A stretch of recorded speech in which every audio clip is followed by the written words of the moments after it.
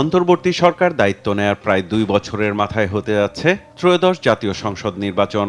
এতে অংশ নিতে প্রার্থীদের মনোনয়নপত্র যাচাই বাছাই শেষে চলছে আপিল আবেদন জমা।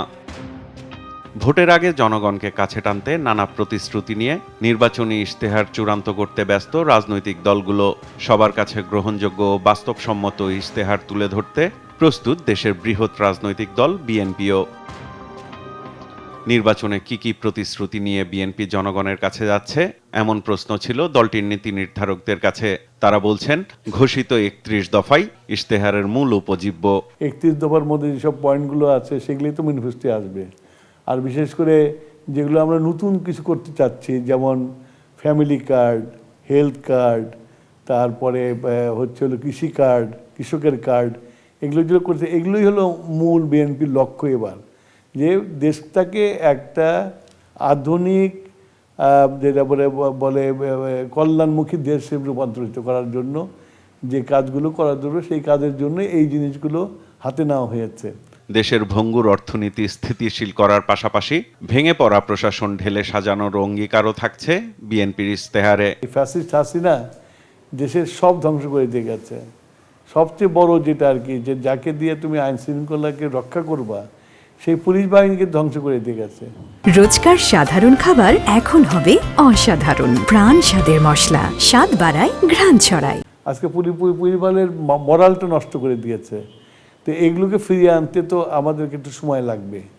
তারপরে প্রশাসন, এইগুলোকে ঠিক করতে বিএনপির জন্য এটা একটা খুব বড় সমস্যা হবে।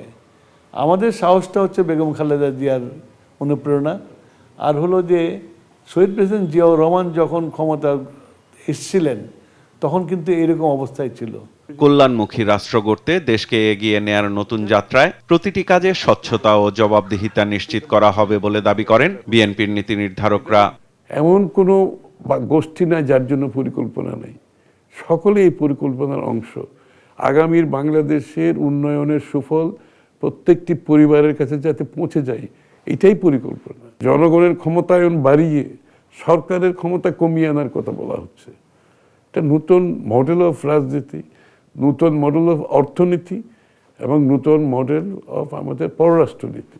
বারবার একটা কথা আমরা বলছি যে ট্রান্সপারেন্সি, অ্যাকাউন্টেবিলিটি মাস্ট। ২০২২ সালে খালেদা জিয়ার ভিশন ২০৩০-এর আলোকে ২৭ দফা সংস্কার প্রস্তাব পেশ করেন দলের ভারপ্রাপ্ত চেয়ারম্যান তারেক রহমান। যুগপৎ আন্দোলনের সমমনা রাজনৈতিক দলগুলোর সঙ্গে আলোচনা করে পরবর্তীতে ২০২৩-এ ঘোষণা করা হয় রাষ্ট্র বিনির্মাণের নতুন ইশতেহার ৩১ দফা। সাইফুল রিপন, দেশ টিভি, ঢাকা।